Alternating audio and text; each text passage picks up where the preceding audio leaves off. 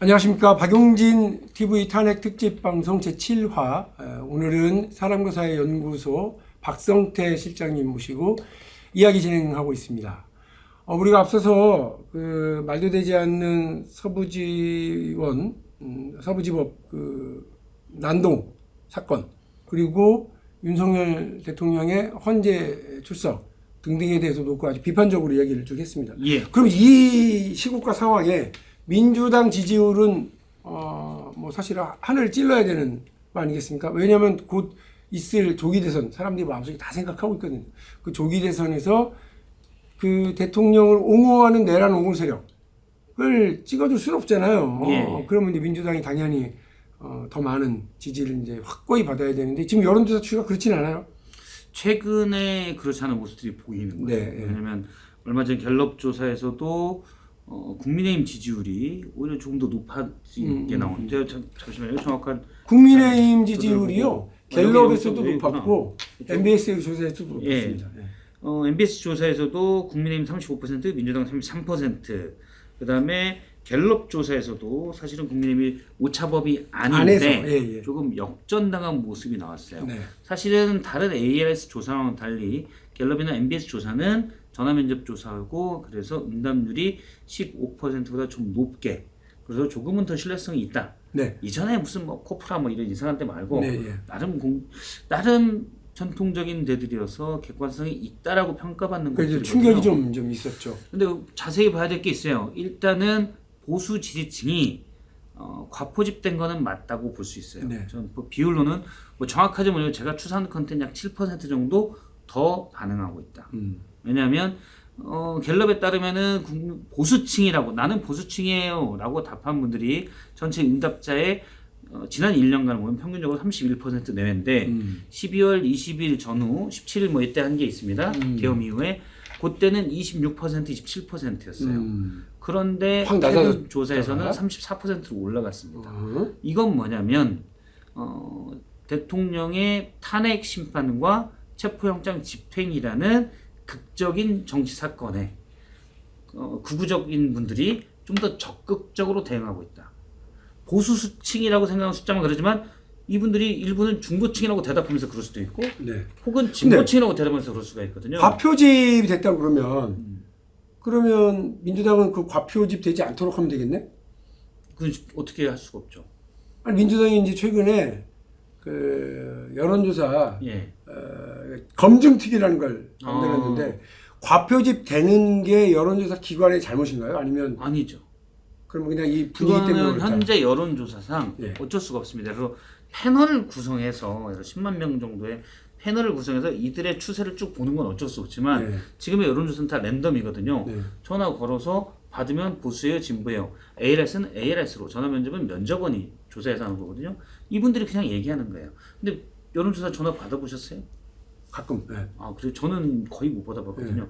혹시 화수도 무슨 여론 끊어요. 왜냐? 바쁘니까. 그러니까 여론조사라는 통계가 왜 그러냐면 1000명 정도를 조사하면 네. 이게 혈액 검사 같은 거예요. 우리 몸에 여기 딱 해서 두 대 때리고 피 뽑으면 주사붓기 하나 정도의 분량의 피를 뽑아도 피가 온몸을 돌아다니니 내 몸의 전체 피에 똑같은 표본이 균질한 게 담겨 있을 거다라는 가정의 혈액 검사를 하는 거잖아요. 네. 여론조사도 1000명 정도를 랜덤으로 뽑다 보면 통계학적으로 그 집단 전체가 고루 담기더라.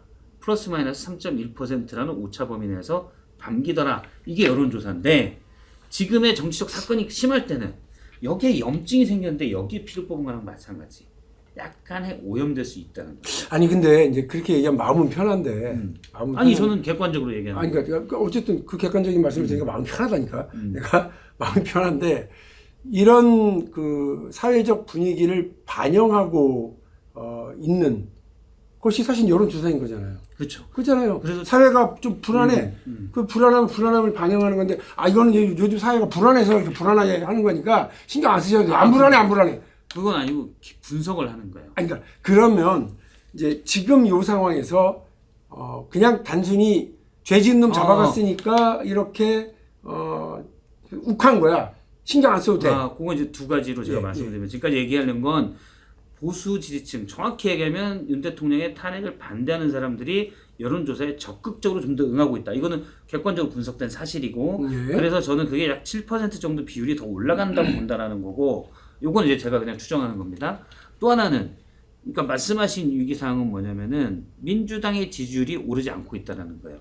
물론 저쪽에 7%가 더 들어왔기 때문에 이쪽에서 7%가 더 빠질 거고, 그럼 오르지 않는 것도 있지만, 네. 이 상황, 대통령이 비상계엄이라는 희대의 끔찍한 짓을 저지르고 체포되고 탄핵을 앞두고 있는데, 이 반대편에 있는 민주당의 지지율이 물론 과포집이 저쪽에 더 됐다고 해도 오르지 않고 30% 내외다? 특히 이재명 대표가 30% 초반에 지지율밖에 못 받는다? 이거는 문제가 있다는 거죠. 그러니까 민주당과 이재명 대표에 대한 반감도 그만큼 있다라는 거예요.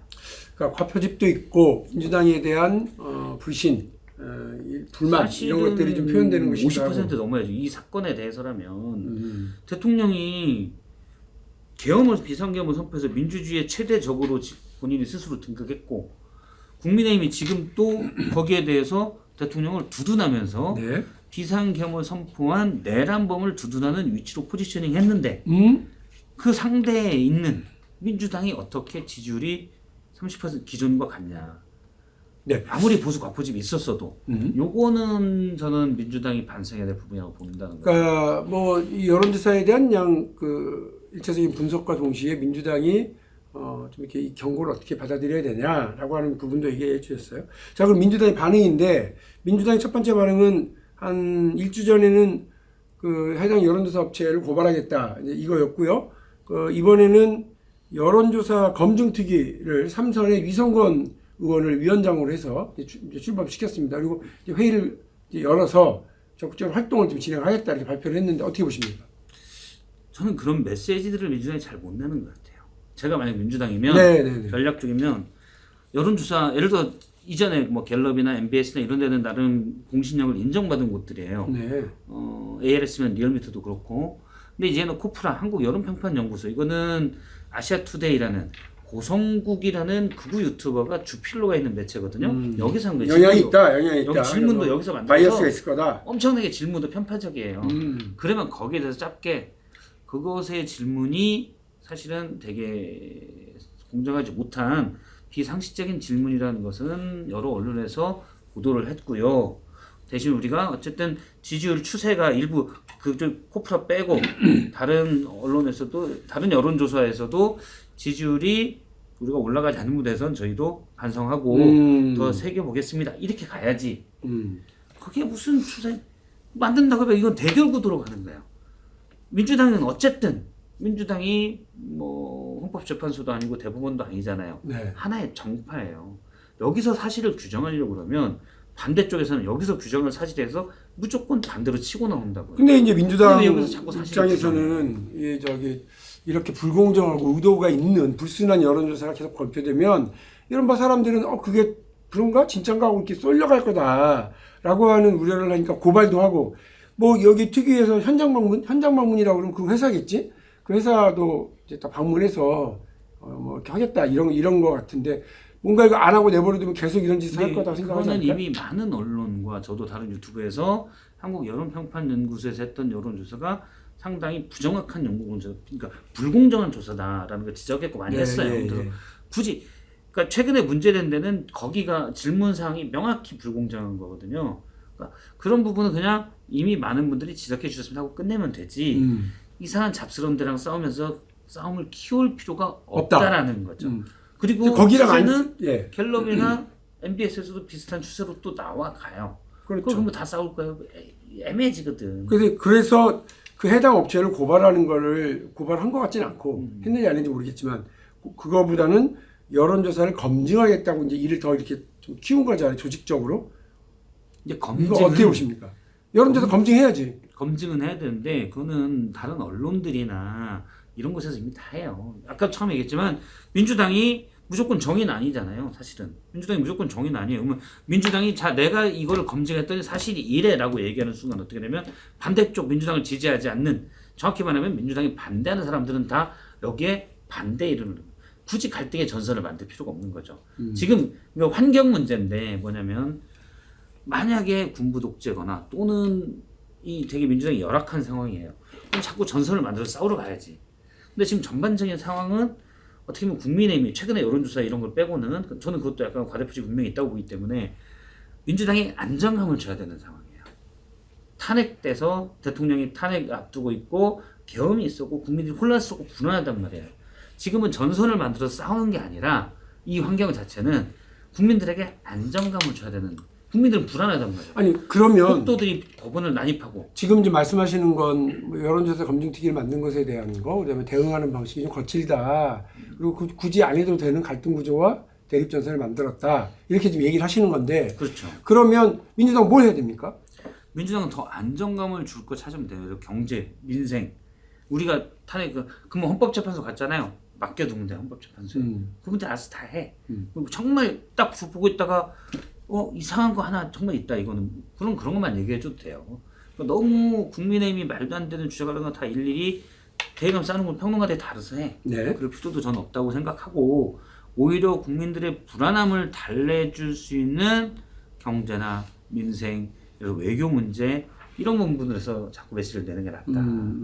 그러니까 이게 이제 약자일 때는 좀 이건 전략적이라는 거예요. 그러니까 약자일 때는 환경에서 열악할 때는 자꾸 전선을 만들어서 싸움을 붙여야 돼. 그럼 어떻게 돼? 프레임이라는 거는 싸움이 되는 순간 5대5가 되는 거예요. 그렇잖아요. 대통령이 비상계엄이라는 미친 짓을 해가지고 8대2 최소한 9대1 9대1이 먼저구나. 9대1 최소한 8대2로 민주당이 우위에 있는 프레임인데 왜 여기서 자꾸 자잘한 걸로 싸우면서 5대5 프레임을 끼고 들어가냐 이거죠. 9대1로 이겨 있는데 여론조사에는 제가 말하는 응답률이 15%예요. 이게 대선은 70%. 제가 민주당의 뭐 이재명 대표나 그 지도부는 아니지만 걱정스러운 측면은 이런 거 아니겠어요? 무슨 뭐 여론조사가 이렇게 나와? 근데 자꾸 이게 하나의 추세로 됐네? 저 이상한 데서도 그랬지만 말씀하신 것처럼 MBS라든지 갤럽에서도 그렇게 비슷하게 나왔고 민주당이 좀 우호적인 사람, 저쪽인 고성국, 여기는 뭐 김어준이 만든 여론조사 꽃에서도 비슷한 추세. 물론 민주당이 이기는 걸로 나오긴 했지만, 이렇게 좀, 국힘이 최대 지지치를 좀, 찍었다. 조사해보니까 이게 나왔고. 20일 날 발표한 꽃에서 민주당이 43.2, 그 다음에 국민의힘이 38.1인데, 국민의힘이 한 5%포인트 정도 올랐어요. 올랐다. 그러니까 이런 건 확인이 된 거죠. 확인이 된 거고. 추세가 있는 거죠. 또 리얼미터 같은 경우도 계속해서 민주당이 상당히 앞서는 걸로 나오다가, 이번에 이제 다시 뒤집히는 경과가 이제 결과가 나와서 다들 의학하고 있는 상황이에요. 그 민주당 지도부의 걱정은 뭐냐면 이렇게 되면 그냥 내버려 두면 그 여론조사라고 하는 게 추세를 형성하고 밴드 웨건 효과라고 그럽니까? 너도 나도 막 우한 방향으로 흘러가게 될까 봐 여기에 어떤 고리를 끊자라고 하는 입장일 테고 또 하나는 이게 이제 설 연휴 들어가잖아요. 설 연휴에 들어가면 또 온 가족이 모여 앉아갖고 윤석열 욕하고 그 다음에 다음 대통령 선거를 어떻게 할 건지를 두고서 얘기를 할 텐데 이 불안, 민주당의 불안이라는 게 이런 거 아니에요? 그러니까 이 여론조사대로 나오면 민주당이 좀 안 되는 거 아니야? 라고 하는 불안감이 확산된다. 그렇게 두면 안 된다라고 생각을 하고 설 연휴 여론조사에도 일정한 영향을 좀 미쳐야 되겠다는 생각으로 이렇게 하지 않았을까? 근데 예를 들어 이런 그 검증 특위를 만든다고 해서 네. 이게 긍정적인 영향을 미치냐? 저는 반대의 영향을 미친다고 보는 거죠. 근데 왜 만들었을까? 잘못한 거죠. 잘못한 거다? 왜냐면 강경파의 목소리예요. 이게 사실로 충분히 알만한 사람은 알고 저는 그렇게 많이 얘기하는 게 뭐냐면 미국도 지금 트럼프랑 해리스랑 대선에서 트럼프가 취임을 했지만 사상 초유의 박빙 나왔잖아요. 네. 안 맞잖아요. 트럼프가 대승했잖아요. 역대급 대승을 했어요. 그렇죠. 네. 그러니까 과거에 개인 미디어, 유튜브나 예를 들어 페이스북이나 메타죠. 여러 개인 미디어가 발달하지 않았을 때는 여론조사가 그런 것들을 파악하는 중요한 장치로서 작동을 했는데 지금은 정치 고관여자나 또 어느 정도 되는 분도 많은 매체를 통해서 정치를 하고 여론조사에 굳이 대응을 안 해요. 귀찮거든. 그래서 여론조사가 과연 정말 제대로 된 표본 샘플이냐? 거기에 신뢰를 못 받는다는 거예요. 미국도 마찬가지고 우리나라도 마찬가지고. 그냥 그 안에 내에서 추세를 봐야 된다는 거죠. 그래서 지금 예를 들어 4대4로 나온다고 해서 민주당과 국민의힘이 저는 딱 보면 절대 그러면 대선에 4대4냐? 아니에요. 왜? 여기는 정치 고관여층 15% 전화 면접도 ALS는 특히 4.5%가 참여하지만 대선은 최하 75%가 참여하는 게임이에요. 얘기를 전혀 안 하는 중도층이 투표는 가서 우리나라 한단 말이에요. 그래서 국민의힘과 민주당이 지금 형태로 4대4라고 해서 네. 대선에도 아니야. 저는 절대 그렇지 않다. 그렇지 않다. 그래서 좀 안심하고 그렇죠. 안정적으로 해라. 담대하게 가야 돼요. 그래. 근데 그래서 이건 최대치를 끌어모은 거고 가면은 현재대로 만약 지금 국민의힘이 권영세, 권성동 이 투 권스가 계속 계엄범을 두둔하고 있잖아요. 이 상태로 가면 저는 거의 55대 45 이상으로 대선에서 민주당이 이길 거라고 봐요. 후보가 누구든. 그런데 아마 제가 생각에는 한 달 내에 이 사람들이 태도 변화를 할 거예요. 저 여우들이. 그렇죠. 윤석열은 이제 그만 보내자. 자 그래. 근데 이재명도 나가야 되지 않아? 뭐 이런 식으로. 지금 조선일보 다 그렇게 쓰고 있거든요. 근데 이재명 대표의 재판받는 걸 해서 약간 그런 식의 프레임을 또 짤 수가 있어요. 근데 민주당이 지금처럼 계속 대응을 하고 있으면은 나중에 이 프레임에 말릴 수 있다는 거죠. 그거 하나의 위험성이 있어요. 그러니까 지금 4대4는 결코 대선의 4대4 아닌데 국민의힘이 변할 거다 앞으로. 이거는 거의 저는 상수라고 보거든요. 나중에 제정신이 돌아온 척 할 거예요. 그래서 그때를 대비하려면 여기서 싸움타기 돼서 막 하는 것보다는 국민들에게 안정감을 주는 보다 담대한 전략으로 가야 된다는 거죠. 그렇지 않으면은 줄다리기 같은 거 막 서로 이렇게 끌어당기고 있는데 저쪽에서 나 엄마가 부르네 집에 갈게 하고 줄을 놓아버리고 가는 거예요. 뒤로 넘어졌죠. 다른 사람이 와서 이제부터 내가 할게. 이런 형국이 될 수가 있다는 거예요. 그 여론조사 특위가 당에 설치가 된 건가? 아니면 원내에 설치가 된 건가? 혹시 그거 아세요? 이게 좀 달라요. 네, 보면. 그러니까 무슨 말이냐면 그 최고위원회의 의견을 통해 가지고 설치되는 특별위원회가 있고요. 또 원내대표가 원내 안에 그냥 구성하는 구성조직이 또 따로 있어요. 근데 그렇게 보면 예를 들면 박찬대 원내대표가 지시하고 구성하자. 그래서 그냥 하게 되면 원내 구축이 되고 그리고 이제 만일에 최고위원회 가게 되면 그 전당 쪽으로 구축되는 거죠. 그 문제가 있습니다. 그래서 그 차이가 있는데 당 차원이네. 당 차원이면 그러면 사실은 이건 이제 그러니까 지도부 이재명 대표의 의중이 정확하게 반영이 된 구성과 대응 방식이다 이렇게 말씀을 드릴 수가 있습니다.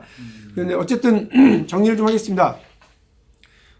민주당에게 좀 불리한 좀 뜻밖의 여론조사 결과가 계속 쏟아져 나오고 있습니다.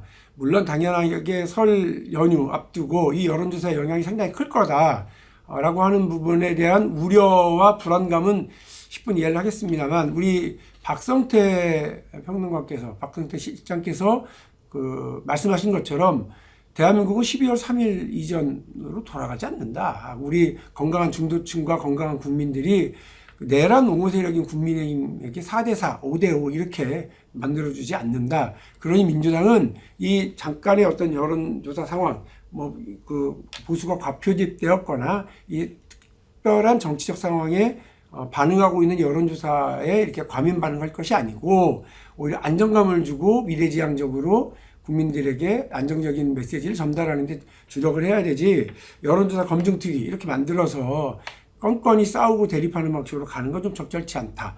이 말씀을 하셨고요. 민주당 내 여러 많은 그런 의견들도 있는 것 같습니다. 박지원 의원도 정치구단 박지원 의원도 우리 박성태 실장하고 거의 비슷한 말씀으로 이제 우려를 이제 주신 걸로 알고 있습니다. 제가 평소에 박지원 의원님이랑 네. 소통도 종종 하고 우리가 다 박씨잖아요. 우리가 박씨 삼박자지. 그 얘기 내가 하려고 했는데. 그래요. 그래서 정리를 하면 그렇습니다. 박용진 TV, 박성태 분석 그리고 우리 박지원 원장까지 얘기를 좀 버무려서 말씀을 드리면 여론조사는 여론조사일 뿐이다. 국민의 건강한 상식을 믿고 국민의 눈높이에서 정치해가면 된다. 지금의 여론조사는 그저 쓴 약으로 삼고 더 잘할 수 있도록 우리가 태도를 바꾸고 메시지를 가다듬으면 될 일이다. 민주당은 국민만 믿고 앞으로 나가면 된다. 이 말씀을 드리면서 여러분 설 연휴 행복하게 잘 맞이하시고요. 그 설 연휴 길잖아요. 틈틈이 박용진 TV 들여다 봐주시고 구독도 해주시고 우리 박성태 실장님 무슨 말씀 더 하셨나 옛날 것도 좀 찾아보시고 했으면 좋겠습니다. 새해 복 많이 받으시고 여러분 고맙습니다.